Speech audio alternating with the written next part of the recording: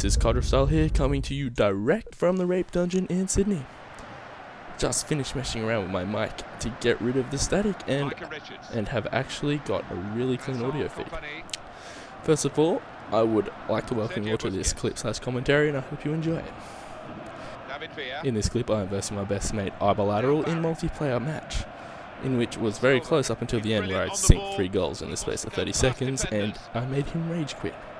The only problem is, nothing actually happens. Nothing interesting anyway, until about 85 minutes. So I decided to throw in a commentary to keep you all interested up until the moment of truth. Basically, I'm just going to go through all the new aspects of the demo, what I think of them, and some other parts which have been on the hot topic of banter in the pre-release. Please keep in mind this is my first commentary, and I apologise for the breaks, non-fluid speech, and all other random things that might occur during this video/recording. To begin with, I would just like to point out, as some of you may have noticed, this clip did not start from kickoff. This is because I forgot to press record and unfortunately missed an extremely hilarious fail, which would have probably qualified for fail of the week.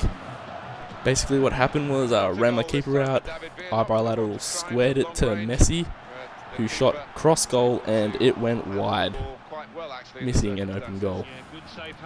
Missing this opportunity to get in front was a large part of why he rage quit. First and foremost, as per usual, the gameplay in FIFA 12 is completely different to its predecessor. Everything feels smoother, the defending is very different, and I won't lie, it takes some getting used to. One of the first things I'd like to talk about are the new animations and volleys in FIFA 12. Now, I'm sure most of you would agree, in FIFA 11, the animations for volleys sucked hard. They rarely did scissor kick volleys, and most of the time, their volleys resembled a 5-year-old learning how to kick a ball for the first time. Well, they have definitely addressed this issue, and the volleys look amazingly fluid and smooth. So much to the point that whenever I get the chance to score, I attempt to make it a volley by a lob pass or a chip through ball to a teammate. Now, one of the main introductions to the game is the tactical defending, AI. This is supposed to overhaul the defending aspects of the game, and it makes it more about the player rather than the AI. The first thing I noticed while playing was they swapped the slide tackle button and the standing tackle button, which was incredibly frustrating and caused me several red cards by accident. I eventually got used to it and have grown to like this new feature. But if it is all too difficult for you, there's an option to change between tactical defending and legacy defending, which reverts the defensive side of the team back to the FIFA 11 controls. They have also addressed the AI of all the players and, most importantly, the goalkeepers. Yes, that's right, they no longer have the ability to read your mind and cheat by putting super glue on their hands. This is the most pleasing feature because in FIFA 11, the goalkeepers were programmed to save shots when they're taken from specific angles. This adds error to the goalkeepers and creates a more realistic feeling and doesn't leave you frustrated when the goalkeepers save 90% of your one-on-one attempts because you haven't learnt the right angle to score against them. Heading has also been realistically addressed, as it is now a very difficult way to score. Whilst this may frustrate some fans, I believe it is a quality decision, as I am a footballer myself and I know how hard it is to actually score a header while being challenged. In FIFA 11, especially playing as Chelsea, you could literally just run down the wing and cross it into Drogba, and he would use his shiny black forehead and score almost every single time without fail. With the introduction of the player impact engine, the physics on the ball mean you have to actually make a brilliant connection, otherwise you're not going to score. The player impact engine itself is not that much of an asset to the game. EA made it a major marketing aspect, and don't get me wrong, it's a fabulous addition to the game, but it doesn't play as big of a part of the gameplay as it was made out to be. This is primarily because the enhancements made to the AI of the players. It makes them smart enough to avoid tackles that would have originally made use of the impact engine. That being said, on the odd occasion you do see a brutal tackle that makes your skin crawl.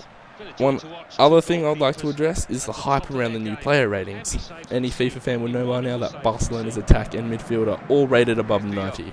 This includes Xavi, Iniesta, David Villa and Messi, who lands a whopping 95 overall. Now, originally, before playing the game, I too raged at that number. 1, because I'm a Ronaldo fan.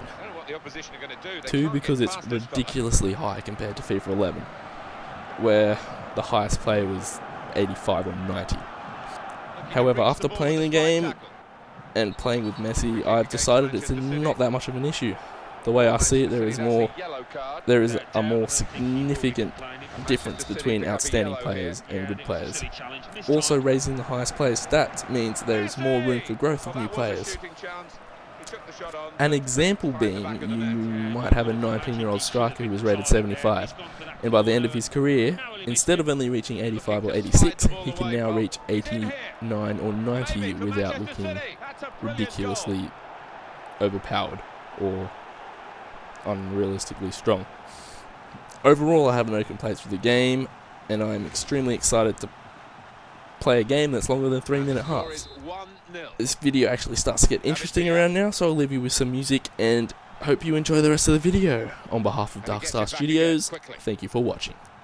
He's hungry for goals, no doubt about that. Well, Messi's on the move again, and it leads to this shot. It's hit the player, blocked it really, I guess, and that's it, out of play.